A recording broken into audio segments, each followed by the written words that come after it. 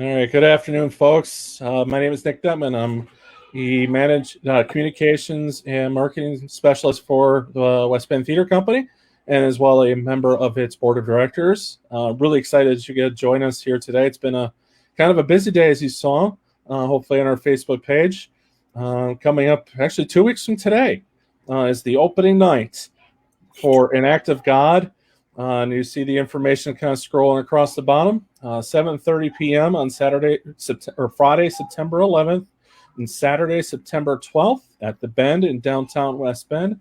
Tickets are on sale right now, as you see it at our website. And joining me today is a guy that maybe we can envy just a little bit. His name's Robb Bessey, and he gets to play God. Yes, I do. Yes, so he will be playing God in An Act of God. So, Robb, just first, thanks a bunch for joining us this afternoon. Thanks for having me. I really appreciate the work you've been doing for us, Nick, and it's really moving this company forward in a big, big way. So thanks. Sure. So tell us about An Act of God. What can we expect from this kind of show? I will start by saying if you are expecting something like, nonsense, the Nuncrackers or something like that, I don't want to say you're going to be disappointed. So it's a pretty heavily satirical play, but God has seen what we have done with the original 10 Commandments, and he's decided that there might be a little revision necessary. So he comes to West Bend in the Bend Theater to deliver a new set of commandments that kind of more reflect what's going on in our times right now and the way that we have responded to the previous 10 Commandments. So, and then your role as God, is that kind of a fun thing to say to people? So, oh, what role are you playing? Oh, I get to be God. I think I've only said that twice since I got the part. There's one of my buddies at work saw some of the signs around West Bend, and he said, "Well, that's the guy I work with." And are you in that? Yes, I'm in that. And I play God. I like this part. I like this play because I figure you probably were going to ask me something about how this came about. Nancy and I were looking for a show, kind of that back up. 3 or 4 years ago, I played the narrator in A Christmas Carol for in West Bend at the Mason's Lodge. I'm not sure if that was under the aegis of the West Bend Theater Company at that time, but it was a role in which I had to memorize a ton of lines, but I got to talk to the audience directly. And I found a lot of joy in that. Just be able to look in people's eyes, give a little wink, like we're all in the joke together. Mm-hmm. And so we were working on another completely different project. And it was a one-man show. And she sent me an email one day, and we'd already started working. I was working on memorizing everything like that. And then she sent me an email. And she was pretty crisp about how much she wanted to do the show, because it was like F21A, we're doing this. And if you know Annette, she's like little, but she's sassy. Yes, she is. So I read the first few pages, the preview that they had on the internet for the play, and I'm like, oh yeah, I think we really should do this. It'd be a lot of fun. We could involve other people. And I said, you know what, if you think we should do it, we should go for it. She says, I already ordered scripts. This is what we're doing. So, but really the joy of this play, what's going on now, is I get to talk and make eye contact and break that fourth wall through the entire show and talk to the audience. Yeah, and you certainly have got experience with that with us here, specifically with back in March, you did Flanagan's Wake, mm-hmm. which is very improv, very crowd interacting. How did that show kind of prepare you for this role? Well, I'm going to say not that much, and here's why. And I'm going to get this wrong, but someone once said that a comedian says funny things and a comic says things funny. Probably got that flip-flop. I don't know.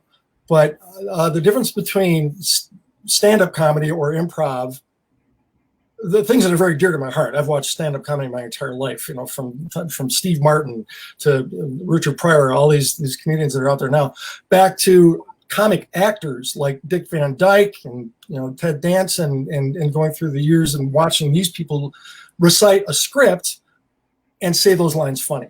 And I think that's what I get to do in this play, is that I get to say lines funny. And I, you know, it's a huge, there's lots of pages. And I have gone through each and every one of these lines and just trying to find different ways to find the funny in every single line. And getting a chance to work with the cast, it's obviously just a 3-person cast with you, Mac Bates, and Megan Bell. I understand you've known Mac for a little bit. What's the camaraderie like between the three of you this year? I love these guys, and I hardly knew Mac at all. I met him once. I had a nice conversation with him after War of the Worlds at the Kettle Moraine Playhouse, and I could just see how much he loved doing that. And then he came to see a show that I was in, and we talked a little bit afterwards. And, you know, the way Nancy and I work is, you know, we'll get together. She'll call me like every 2 months, and, you know, so let's get together and have a couple beers and talk about, you know, scripts and things that we'd like to do. And since she usually buys, I'd say yeah. And we started talking about this script. So we got together and got down to the nitty gritty of who are going to be the two archangels, and what we thought would be the most impactful and funniest thing was to find two people who are just so completely different. And I came to her with the idea of Mac, because I just met Mac and fell in love with him immediately. He's just such a warm, huge, just his heart is great. His talent is great. And you want to be around him. And so, you know, I suggested, she says, I never, you know, she hadn't met him, but she trusted me. And so we asked Mac to do it. And then I had worked with Megan a couple of times prior. Actually, I should on purpose accidentally forget Megan's name, because she did that in her interview. Morgan, on a Christmas Carol, and I'd seen her do things, and she constantly surprised me. She's just this little teeny bit of a thing, and Mac is a huge mountain of man. And, you know, he's a brother, she's a little white girl, and it is just that the contrast is funny. And they play so two very different types of archangels. And, you know, Mac, as we say in the play, he's like an advocate for humanity. And Mac himself is an advocate for humanity. You know, so he plays the Archangel Michael, and he's standing up for humans and asking all the questions that human beings want to know about the 10 Commandments and God and existence and all this other stuff. And Gabriella, who's Megan, is more of the one who is reading the verses and transcribing things, and is able to pop up any Bible verse at any time. And both of them have comic moments that they have just, that's not in the script anywhere. You know, they just surprise me every single night. I have the bulk of the lines. I have at least 3/4 of the lines in this play. And, you know, I felt guilty about having live rehearsals and having them watch me do my lines all night. But then when they get their chance, they're taking advantage of it. And I think people are going to love both of them. Sure. And then Christy, the director, it's her directorial debut. How have you felt things have gone there? And you've known Christy for a little bit too, just through the Kettle Moraine Playhouse. So how is she holding up as director? Well, Christy and I, we met and we acted together in a play at the Kettle Moraine Playhouse. It's called Buying the Moose. And I think she played my sister-in-law, or something. I can't remember what her character was, but she was the best friend of the wife of my brother. And we hit it off immediately. I mean, that cast together was just like, we just enjoyed spending time with each other, making each other laugh. And, you know, Kristen and I have kind of continued that since that play has been over. And she's moved just about a block away from me. I call it a 9-iron.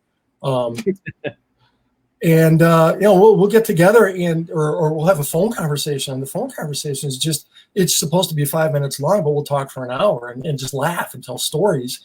And I saw her. I was working with the Kettle Moraine Playhouse when they were doing Diary of Anne Frank. And she had to kind of take on a little bit of a co-directing role on that. But to hear her conversations about what she said to the cast and how that moved the play forward, led me to believe that she should be directing and should have been. And she's a bossy pants anyway. We're good friends. She's the person who will, I'll be talking to her for 10 minutes and she'll say, hang on a second, I can't hear a word you're saying. You got this white hair hanging out of your nose. And you need somebody like that in your life, right? And we're about 2 steps away from her just reaching up and pulling it out. But it really is. We're that close. And I wanted her to direct us because I felt like, if we tried to self-direct it, I might have let my own ego take over. So I needed somebody to put me in my place, and Christy's the person who puts you in your place. So. Sounds like it. It's from what I've heard about Christy. I've not had a chance to meet her, but hopefully we'll be doing so soon. So I would say with the show being at the Bend, we're the first theatrical group here in the area that's going to utilize the Bend for that purpose. They've been just using it for concerts and movies up to this point. Theater opened in the late 1920s and was recently reopened. Unfortunately, the pandemic has really thrown some things off there. But are you excited with the opportunity to perform in a historic venue like this, and in a historic venue like this? Well, we started talking about doing the show, and it was going to be in January. And then Nancy's like, well, there's a park we could do it in. And then she said, what about the Bend? And I kind of have a little tie with the Bend because the cabinet shop that I work in built the front doors on the box office for the new renovation. I actually helped put the windows together, so I'm pretty excited about that. But when we talked about where to do this, and she kind of offhandedly mentioned the Bend, and I'm like, that's where it's got to be. I want to do this in this theater. And I will say, and you've interviewed the other folks in the cast, the impact and the importance of this is not lost on any of us. We get to do theater again, something that we love, for the first time in a place that is historic, and it's the first time that they're going to have a theatrical production, and hopefully kind of get this thing restarted again. That's the important part to this. We've missed. Christy and I were supposed to be in a play in May at the Kettle Moraine Playhouse, and we had one rehearsal, and then they pulled the plug on it. And that's been rescheduled for next season, which is I'm grateful for the fact that we still get to do that play. But what's important to people like us, people like me with no social life, theater is my social life. If I'm not rehearsing or performing in a play, I'm helping build a set, or I'm doing lights for a show or something like that. So getting that whole, and then having an audience involved too. And for me, that is what this really stands for, is the rehappening of something we've all been missing since March, and that is shared experience. And it's a large group of people getting together and laughing together, or crying together, but I don't like drama, so I'm not going to do, I'll never do a drama, but I like comedy. Or listening to music. They're starting to find ways to work music into the world again, give you some place to go, because that's been the greatest cost of this entire epidemic or pandemic, is the shared experiences that we're not having. So hopefully we're going to start this off, and we're going to do it in a safe way, and we're going to show everybody that it can be done, and give the actors and performers in this area something to do, and something to satisfy that itch that they have, and give the public a place to go and something to do together. Yeah, for sure. And that's certainly been a theme over the last several weeks, is, gosh, just want to do something and even laugh about it. And I think this is a great opportunity to do that. And you kind of mentioned that one of your shows, you got a rehearsal in, but then had to pull the plug. And then for Flanagan's Wake, the last show that we had scheduled for that, unfortunately, had to get canceled. So how much have you been itching to get back on stage and perform in front of an audience? Really the saddest day of this entire year. And it's a selfish thing because, Matt got COVID and sick and everything like that. But for me, we showed up at the theater on St. Patrick's Day to do the final performance of Flanagan's Wake, and it was completely set and ready for an audience. And what we did was just take it all down. And that was horrible. And the performing part, that's just such a tiny bit of what it is that we do, because the best part is the 5 weeks together with this little family that you've just joined. Mm-hmm. and the laughter and the creativity and the ideas passing, and nobody's offended. So you know what, you try it this way once, or say this, or you should say this, or does anybody have any ideas? I'm having a little trouble with this. And it's the combination of all the people together creating this unit of a show. And again, I said that was what my social life was. It was going to rehearsals. I was doing 3 shows a year. So just the rehearsal time for each of those was 6 weeks. And that's 6 weeks, 4 nights a week. I had a place to go and people to hang out with. And, every show you do, your family gets bigger. So I'm, again, just totally excited to have this whole thing just come back together again. And let's just start doing it. Got to be careful. And, I think you're going through the precautions that they're taking at the Bend. Make sure you bring your mask. You're going to be socially distanced. They don't want people congregating in the building before or after the show. Let's do that so that we can keep on doing it. Sure. Well, Rob, I can't think of any other questions for you, so I appreciate the couple minutes of your time here. As you see, just finishing up the last sentence here, so scroll down one more time and kind of let it people see it one more time here. So again, Act of God. It performed at 7:30 p.m. on Friday, September 11th, and Saturday, September 12th at the Bend in downtown West Bend. Tickets are on sale. Reminder that we are capping attendance per show at 85 seats per show, which I believe comes out to about 25% of capacity. So certainly get your tickets in. They're certainly moving. And we want you to be a part of this historic event in downtown West Bend where live theater just returns, and it comes back in grand fashion at the Bend with a hilarious show led by Robb as God, and then Megan Bell and Mac Bates. So, Robb, we're so much looking forward to this show. Appreciate your participation in it, and on behalf of the board, break a leg. Oh, thank you very much. I got to get to work. I got 2 pages left to learn. All right, we'll see you. Right. Thank you.